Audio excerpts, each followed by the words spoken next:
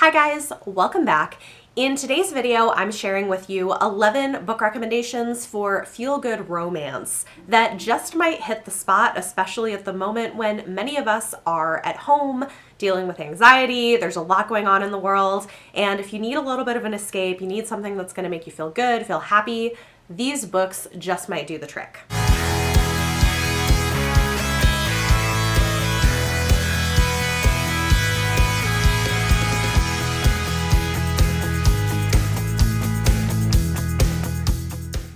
So I'm going to divide this video into a couple of different sections. First up, for those of you who are looking for light, escapist romances, but do not want to have any explicit sexual content in them, I have a few recommendations for you. A couple of them are YA. I think at least one of them is not YA, so let's dive into that. My first recommendation is a YA anthology that is super adorable. This is Meet Cute, and it's a collection of short stories by YA authors involving meet cutes. So initial cute romantic meetings between people. This offers a diverse array of character types, sexualities within the romances, and there were a lot of really adorable stories in here. Some of the authors included in this anthology are Jennifer L. Armentrout, Danielle Clayton, Katie Cotugno, Catherine McGee, Cass Morgan, Emery Lord, Julie Murphy, Meredith Russo, Sarah Shepard, Nicola Yoon, Evie Zaboy, more. I really enjoyed this anthology when I read it a year or so ago. They're short, quick, romantic stories involving teenagers that are just super adorable and light. So I might especially recommend this one if you are a parent or if you're somebody who's just super busy and you want like a bite-sized thing that you can read that's going to make you feel good. You could read like a story a day from this collection, get something kind of happy going before you move on with the other things that are happening in your day. So I'm going to recommend Meet Cute as a really great anthology to pick up. The other YA recommendation that I have on this list is 2 books in a series that I really love. This is Geekerella and The Princess and the Fangirl by Ashley Poston. I adore this series, and this is especially great if you are into geek culture, geeky references, conventions. It's super fun. The first book is a retelling of Cinderella, but set at a fan convention involving a television show, and it's just super fun. It's really cute. I know some people find these irritating if they don't like a lot of like geeky pop culture references. Some people find that irritating. I think it's fun and cute. There's cosplay, there's nerdy characters, there's like fun romance. And then continuing on in the series is The Princess and the Fangirl, which is a gender-flipped retelling of The Prince and the Pauper, but again, set at a convention. And this includes 2 romances in them, one of which is a sapphic romance. These are diverse, there's queer people in them, they're super cute and fun and feel good. And so if you're looking for something happy to read right now, these are a fantastic option. My next recommendation is technically a Christmas book, but I just really enjoyed this. And you know, maybe we need a little bit of Christmas in our lives right now. This is The Christmas Sisters by Sarah Morgan. This one kind of toes the line between romance and women's fiction. I love this. It follows a family, so a mom and her 3 grown daughters who all have different things that they're dealing with around Christmas, and there are several sort of romances and rekindled romances in this. It's really sweet, and I just loved it. Sarah Morgan in general, I think, is a good author to pick up. A lot of her women's fiction I love. It involves families and wonderful relationships, and I don't know, they're just like really cozy, feel-good books that might be worth picking up at this time. But the specific one I'm recommending is The Christmas Sisters, but honestly, any of her sort of women's fiction romance books are probably worth picking up. I haven't done as well with her like actual adult romance. I tried one of those and it didn't work so well for me, but everything I've read from her that is more plot involving family relationships and not just purely romance has been incredible. She does characterization so well. All of her characters feel like real people. They feel really relatable. I really love this one, so that's another great recommendation. Next is one that's a little bit of an oddball book that has some romance elements to it, but is just a lot of fun. This is like very gleeful. So maybe if you're not like a heavy romance reader, you like more sort of speculative fiction or westerns, but want something fun to pick up, I want to recommend American Hippo by Sarah Gailey. This is a bind-up of 2 novellas plus 2 additional short stories that she's written. The original novellas, if you're looking for those, are called River of Teeth and Taste of Marrow. And I just absolutely adore these. They're so much fun. They're sort of like a subversive take on a Western, and they're such a blast. And they do have some like romances, low-key romances happening in them. Basically, these books are set in an alternate American history.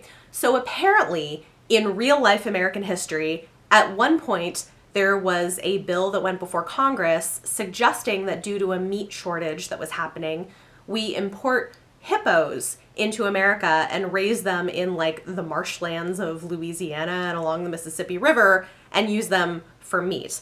Now, this is was a really, really terrible idea for a lot of reasons. If you know anything about hippos, you know this is a terrible idea. The bill was never actually passed, and instead we have beef and cattle. But in Sarah Gailey's world, it was passed. So now we have feral hippos, we have domesticated hippos, and we have these sort of cowboys that ride domesticated hippos and are hired to herd feral hippos down the Mississippi River. And it's this oddball gang of people that are not normally what you would expect in a book like this. They're super entertaining and really interesting characters. They include people of color, they include queer people, women. It's just so fun and so joyful. I think this is a really good, feel-good book. There is some violence in it, but it feels kind of like gleefully over the top, like an old school Western might. And there is some romance. There is a only one bed trope that happens in here, but it's not heavily focused on the romance. So if you're looking for something like that, I'm going to recommend this as a really fun book to pick up. And my final book recommendation in this sort of safer category is one that might be surprising given the cover, but let me tell you why I'm putting this in here. This is Destiny's Captive by Beverly Jenkins. So Beverly Jenkins is a historical romance author who I absolutely love, and despite what the covers look like, this actually is not that steamy. I want to say there's one slightly explicit scene near the end of it, but there's not that much in it. This is actually pretty heavy on the plot and on the history. And one thing that I love about what she does is she integrates the history of people of color that is often not taught. She does a ton of research and puts it into her books along with these fun characters. This book was a blast. I really, really enjoyed it. It follows a female pirate who takes over this guy's ship to bring it to rebels in Haiti, I want to say. And then he is determined to track down this person. He doesn't know who it is, and bring her to justice. And of course they end up falling for each other, and there's this great scene where they have a sword duel between the two of them with great banter. It's a whole lot of fun. You'll learn a lot about history. It's informative. It's great. It doesn't have much like sexual content in it if you're worried about that, and it's just really well written. So I'm going to recommend Destiny's Captive, and Beverly Jenkins in general is a phenomenal author. Okay, so I think what I'm going to do is basically give you these recommendations in order of how steamy they are. So we went from meet cute, which is really not steamy at all, and then we'll have my most steamy book recommendation at the end of this video. I think that's like maybe the way to do it. So my next book recommendations are 2 super fun romances that make me very, very happy in different ways. Both of them do include like one sex scene in them and maybe a couple of other like makeout scenes or something, but it's not heavy on the sexual content. It's heavier on the plot and character development. So my first recommendation is one of my favorite books that I read last year. This is Well Met by Jen Deluca. I absolutely adored this. This made me so happy. I thought it was super fun. I know this doesn't work so well for everyone, but I just really liked it. It's a hate to love romance that is set at a Renaissance fair where these 2 people who kind of snipe at each other and don't really get along have to work together at a Renaissance fair, and their characters at the Ren fair are having a romantic relationship. And so there's great banter between them and sparks start flying between their characters, which eventually transitions into real life. They're both pretty nerdy. There's like nerdy English jokes about like Shakespeare and stuff. And it's just really fun and really cute. So if you like those tropes, if you like Ren fairs, if you like nerdy romance, this is a really fun, feel-good one that is worth picking up. My next recommendation is the first book in a 5-book series. They are all out, so if you decide you like them and you want to binge read them, you can do that. And then there are spin-off series in this world. This is Soulless by Gail Carriger. I have this very fancy special illustrated edition, which is beautiful, but you can also get them in like paperbacks. So this is super fun. It's kind of a paranormal mystery romance with some steampunk vibes to it. And it's very tongue-in-cheek in the way that it's written. She has this very specific writing style that people seem to either love or hate. From recommending this to people, this is what I've come away with. I love it. I think it's really fun. It's very light in tone. She playfully writes this as if she were writing from the Victorian era, but actually isn't. And this is set in Victorian London, but in a London where you have werewolves and vampires and ghosts. And the main character, our heroine, is Alexia Terabati, one of my favorite heroines and female characters in series that I've read. I just think she's wonderful and hilarious. She is a spinster and she is very stubborn and is wonderful. And so this is her investigating some mysterious happenings through the series and also falling in love with a alpha werewolf who they originally don't get along very well, but a romance develops. And yeah, I just love this series a whole lot. I think it's really, really fun. This is the first book, so I'd recommend checking it out if that sounds up your alley. All right, so moving into some slightly steamier fare. Generally speaking, I want to recommend to you guys Tessa Adair. She is one of, I think, the best historical romance authors who writes amazing comedic historical romance with modern sensibilities. So if you're concerned about things not feeling feminist enough or too patriarchal, or if you want something that's lighter in tone that will make you laugh and has a lot of humor in it, generally speaking, I think Tessa Adair is a really, really great person to try. She just writes banter so well. She writes funny situations really well and great romances. If you're looking for places to start with her, I'm going to recommend to you my 2 favorite books that I've read of hers, and I think they're both pretty good places to start. So my first recommendation is The Duchess Deal. This is the first book in her Girl Meets Duke series. And for me, at least, this is one of my favorite books that she has written. It's a marriage of convenience story with a kind of gruff hero and a heroine who like pushes back on things. And I just think this one is really romantic and sexy and funny, and I just love it. This is like one of my favorite books that she has written.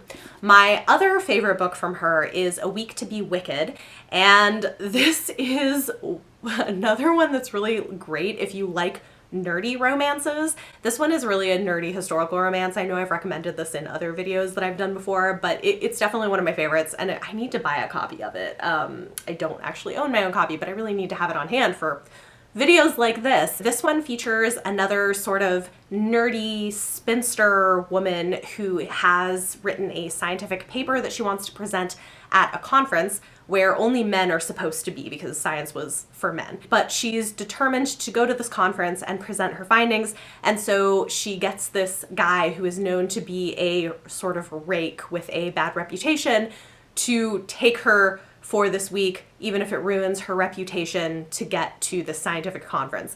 And along the way, of course, they fall for each other. Hijinks ensue. There's lots of great banter, lots of nerdy banter, and it's a whole lot of fun. So if you want to check out Tessa Adair, I would recommend just trying The Duchess Deal or A Week to Be Wicked as a good starting point. And they are really light and fun. Definitely a little bit steamier. They're going to have several steamier scenes in them, but still with a pretty heavy emphasis on plot and character development, which is my personal preference. Like, I prefer romance books that are heavier on that. My next recommendation is another bingeable series, and you know this had to come on here because she's one of my all-time favorite authors, so of course I'm going to recommend Alyssa Cole and the Reluctant Royals series. I do own all of them, including the novellas. So this begins with A Princess in Theory. Then we have A Duke by Default, the first novella, Once Ghosted, Twice Shy, the next novella, Can't Escape Love, and Prince on Paper, which is the final book. So these are the books in that series. I love all of them. They're all really fun, really smart, And one thing that I love about Alyssa Cole is that she does a great job of integrating real issues and substantive considerations into her books while also telling a good romance and a fun, light story. My favorite book in the series is A Duke by Default. This is set in Scotland and involves a grumpy Scottish sword maker and a African-American woman with ADHD. And it's a very, very slow burn romance. I like slow burn romance. They have a lot of banter. They don't kiss until like more than halfway through the book, so it's a super slow burn compared to the other ones. But I just loved it. It was really fun. It was really swoony. I also really enjoyed Can't Escape Love, which is a super fun and diverse little novella that is another nerdy romance, which I am a fan of. It includes a heroine who is African American and disabled, who gets together with an autistic Vietnamese guy, and it's got cosplay, and they're super cute. Honestly though, all of the books are really fun and really smart. If you want to start at the beginning of the series, A Princess in Theory is such a great premise, and I think it's done really well. It's really smartly written. It deals with women in STEM, women in science is kind of one of the underlying things. So plays with this idea of, you know how you get sometimes weird spam emails? This kind of plays with that. In this book, the main character is a PhD student in neuroscience, I want to say, something in the sciences, and she keeps getting these emails that she assumes are spam, telling her that she is the long-lost betrothed of an African prince, and of course she thinks that they're fake. But it turns out they're not fake, and the African prince comes to New York City to find her under an assumed identity, and things happen. And it's really great, it's really fun, and it leads from there into the whole rest of the series. She's also beginning a spin-off series from this that is launching later this year. So again, really fun, really great, well-written, enjoyable. They've got some steamy scenes in them, more in some of them than others, but again, heavier on plot, heavier on character development. Just really, really solid quality books. Highly recommend. 2 recommendations left for you, and both of these are a little more on the steamier side, but still fun and happy. First up, I have The Highlander Takes a Bride by Lyndsey Sands. This is a historical Highlander romance with a mystery plot that is just really silly. It's very, very entertaining and funny. I enjoyed reading this. My friend Mara from Books Like Whoa gave me this, and I think I kept her note in here. I think she like perfectly explains it in her note. She says, "Enjoy some dumb hot people frolicking in the medieval Scottish lochs and thwarting a serial murderer," which is like a perfect description of what this book is. These people are not terribly bright. They're trying to solve who a serial murderer is, and there's lots of kilts and like silliness, and it is rather steamy, but even like the steamy scenes are often kind of silly. So yeah, I don't know. This was fun. I had a good time with it. It's not meant to be taken too seriously, but if you're looking for some laughs, this might be one to check out. My final recommendation of the day is definitely, I would say, the steamiest of my recommendations, to the point that, like, in my personal preference, I wish it was a little more focused on character development in the second half of the book. But that said, I loved the characters in this, especially the hero, so much I still gave it 5 stars. And this was a very, like, happy, feel-good romance. This is Rafe, a Buff Male Nanny by Rebecca Weatherspoon. Oh my goodness, you guys. Rafe is just such a wonderful hero. He's this like big buff tattooed guy who's a complete cinnamon roll and like the antithesis of everything that is toxic masculinity.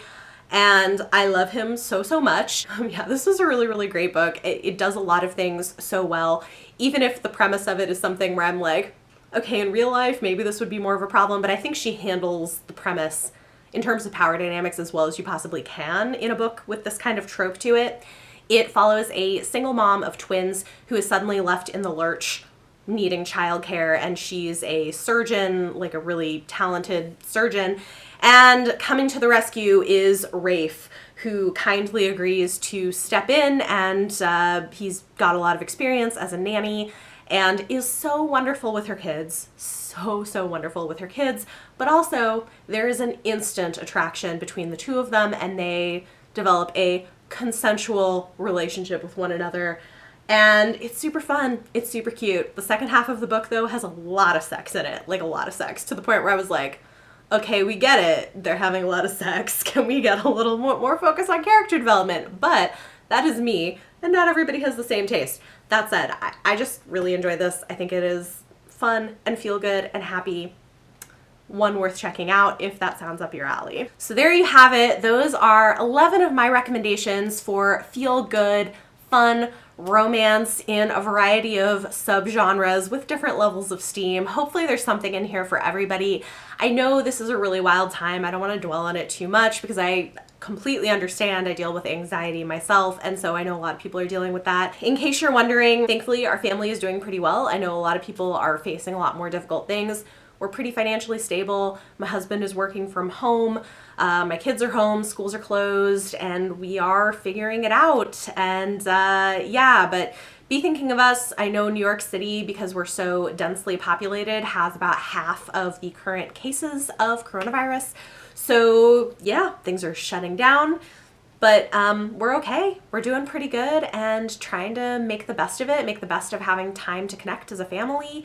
And the fact that like so many things were canceled off our schedule in some ways is like, oh, well, maybe we can like think about what things really matter and what we want to focus on. And so trying to make the best of a difficult situation. But my thoughts and prayers are with you guys if you are facing more challenges in the midst of this. I know there's a lot of people who are dealing with health issues or being laid off or other things. And so I hope you're taking care of yourself, take care of your mental health, practice some self-care, and hopefully some of these books can provide some respite and some joy in the middle of a difficult situation. So take care of yourselves, you guys. Talk to me in the comments down below if you guys have any other additional recommendations for people looking for these books, or if you have any comments that you want to add about any of them. I would love to hear from you. If you guys like this video, give it a thumbs up, subscribe if you want to see more. I will have more content coming your way. It is not going anywhere. Thank you guys so much for watching, and I will see you next time.